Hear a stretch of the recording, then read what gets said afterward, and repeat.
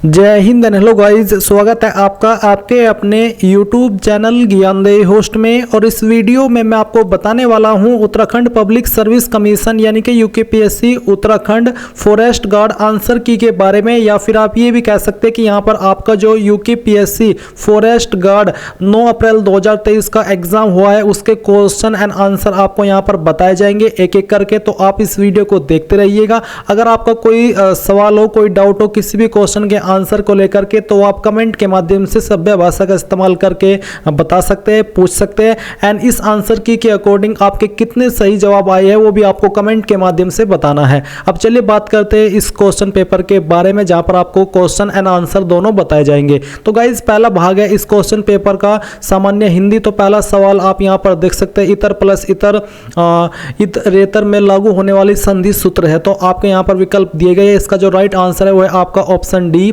इसके बाद यहां पर गाइज सवाल नंबर 2 आता है आपका, निम्नलिखित में से व्याकरण की दृष्टि से शुद्ध वाक्य है। तो आपका राइट आंसर है सी, यानी कि इस प्रश्न का प्रमाण सहित उत्तर दीजिए। सवाल नंबर आपका जो तीसरा आता है वो है आपका अभागा सुख से वंचित रह जाता है, यह अर्थ इनमें से किस लोकोक्ति के लिए उपयुक्त है। तो आपका राइट आंसर है बी, यानी कि अंधा बगुला कीचड़ खाए।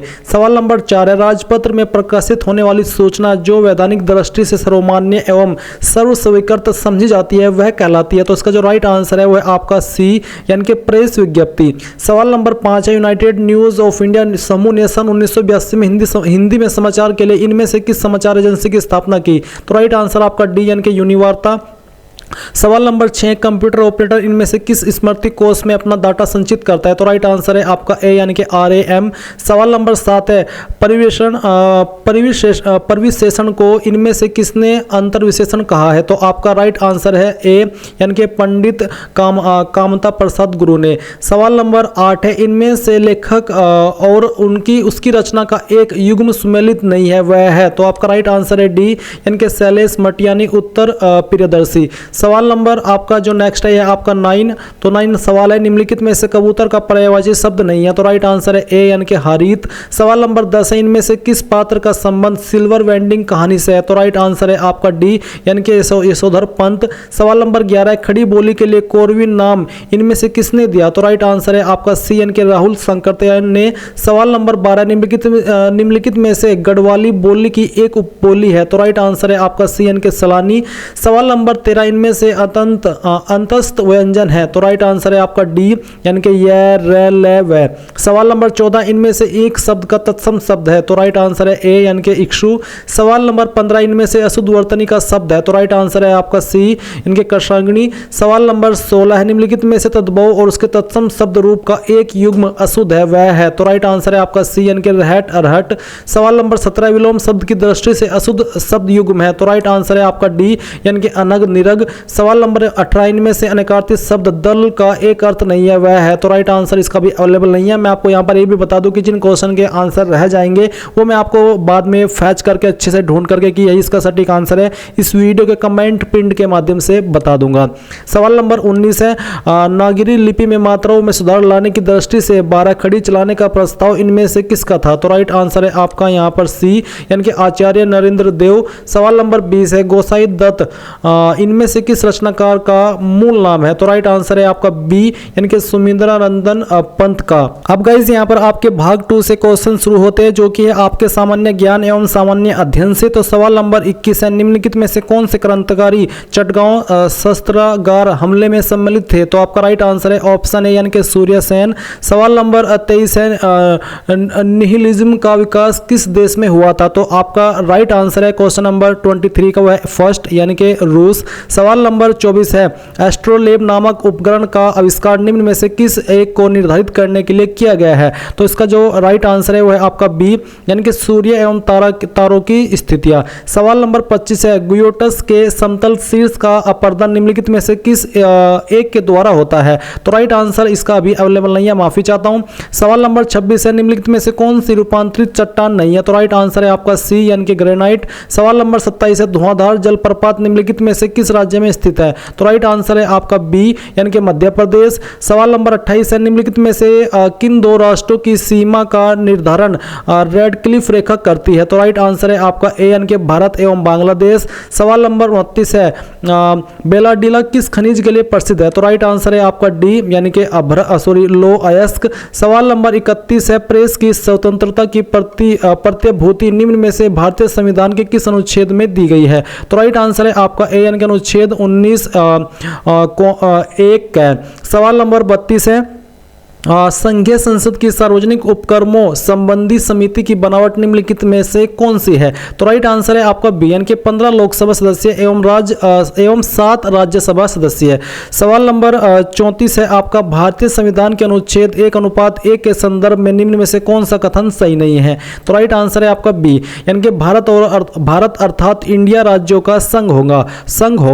सवाल नंबर 35 है, सूचना का अधिकार है? तो राइट आंसर है आपका बी यानी कि मूल अधिकार। सवाल नंबर 36 है, कौन सा कर ग्राम पंचायत द्वारा लिया जाता है? तो राइट आंसर है आपका बी यानी कि स्थानीय मेलों पर कर। सवाल नंबर 38 है, स्मार्ट सिटी मिशन की शुरुआत किस वर्ष में हुई? तो राइट आंसर है आपका डी यानी कि 2015। सवाल नंबर 39 है, भारत में वर्तमान मौद्रिक प्रणाली का प्रबंधन कौन करता है? तो राइट आंसर है आपका बी यानी कि रिजर्व बैंक ऑफ इंडिया। सवाल नंबर 40 है, भारत में कौन सा ग्रामीण गरीबी निवारण कार्यक्रम सबसे पहले शुरू किया गया था? तो राइट आंसर है आपका डी यानी कि एकीकृत ग्रामीण विकास कार्यक्रम। सवाल नंबर 41 है, सार्क शिखर सम्मेलन 2023 निम्न में से किस स्थान पर होना प्रस्तावित है? तो राइट आंसर है आपका ऑप्शन सी यानी कि इस्लामाबाद। सवाल नंबर 42 है, आईसीसी महिला T20 अंडर 19 क्रिकेट विश्व कप 2023 में से किस स्थान पर आयोजित हुआ? तो राइट आंसर है आपका डी यानी कि उक्त में से कोई नहीं। सवाल नंबर 43 है, फरवरी 2023 में तुर्की में आए शक्तिशाली भूकंप की तीव्रता क्या थी? निम्न में से चुनाव कीजिए।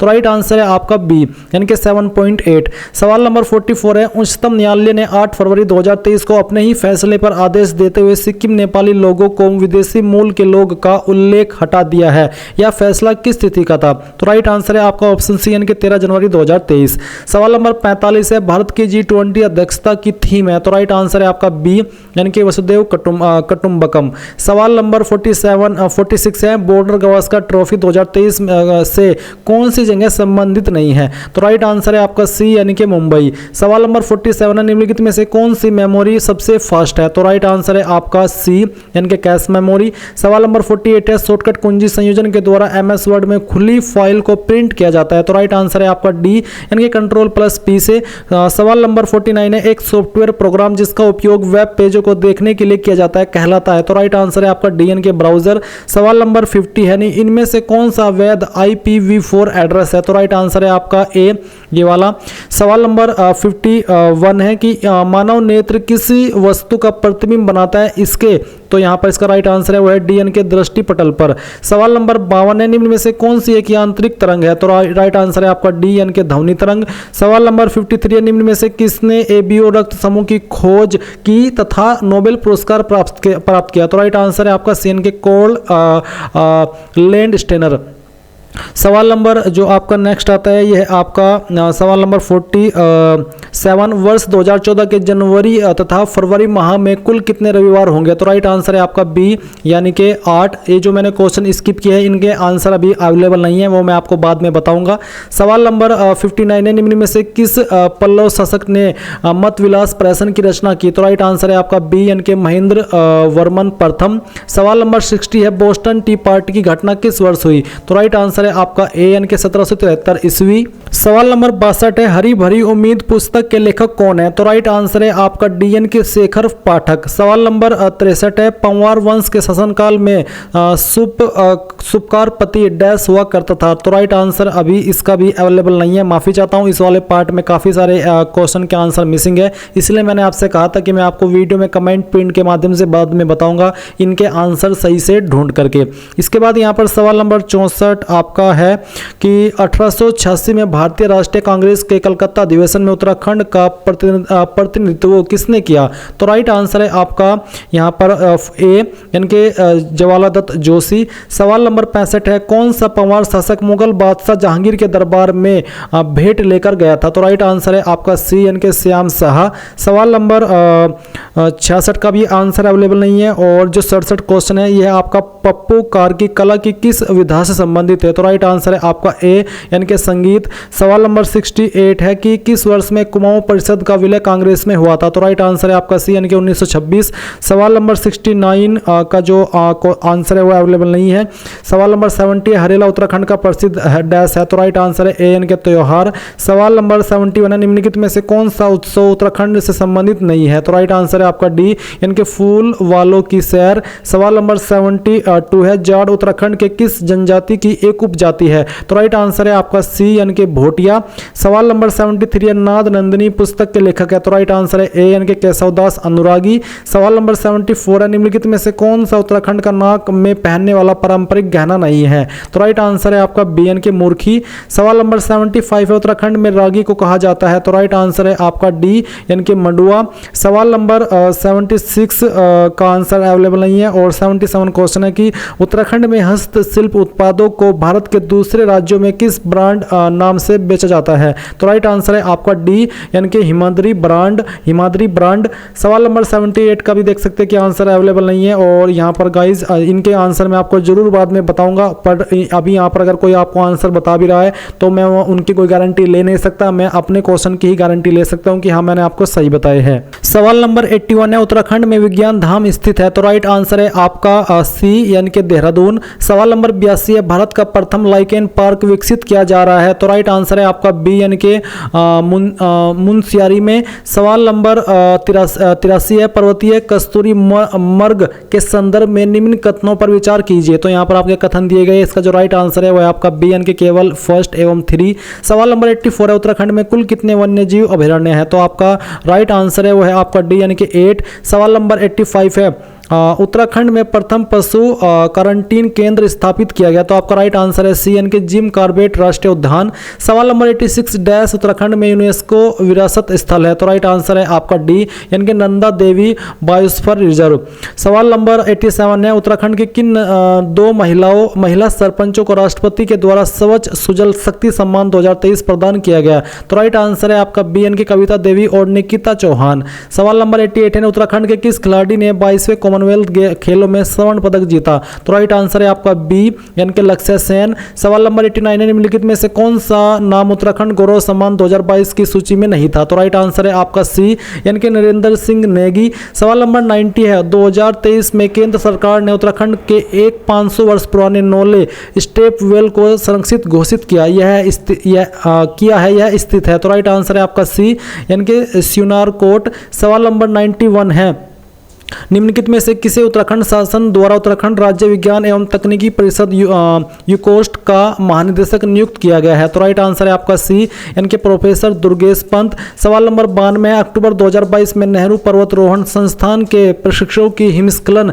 के कारण किस चोट पर मृत्यु हो गई थी, तो राइट आंसर है आपका सी यानी कि द्रौपदी का डांडा 2। सवाल नंबर 93 है स्वच्छ भारत मिशन ग्रामीण के तहत उत्तराखंड खुले में शौच से मुक्त होने वाला डैश राज्य बना, तो राइट आंसर है सी यानी कि चतुर्थ।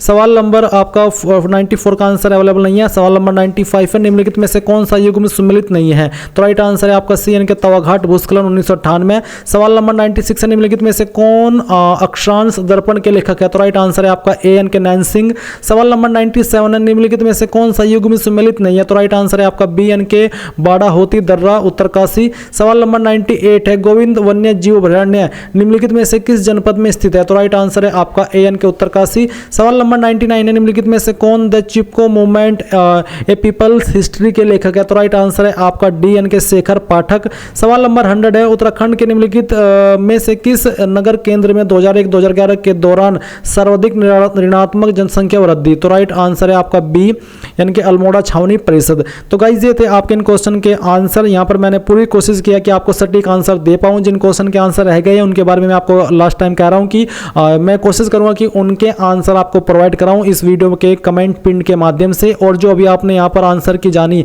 इसके अकॉर्डिंग आपके कितने आंसर इनमें से सही आए हैं, इन क्वेश्चन के आंसर के अकॉर्डिंग जो कि मैंने दिए हैं, आपके आंसर क्या आते हैं वो मुझे नहीं पता, बट ये जो मैंने आंसर दिए इनके अकॉर्डिंग आपके कितने आए हैं वो आपको कमेंट के माध्यम से बताना है। और अगर आपने वीडियो को अभी तक लाइक नहीं किया तो लाइक कर दीजिए, चैनल को सब्सक्राइब करके बेल आइकन ऑन कर लीजिएगा। Thanks for watching. जय हिंद।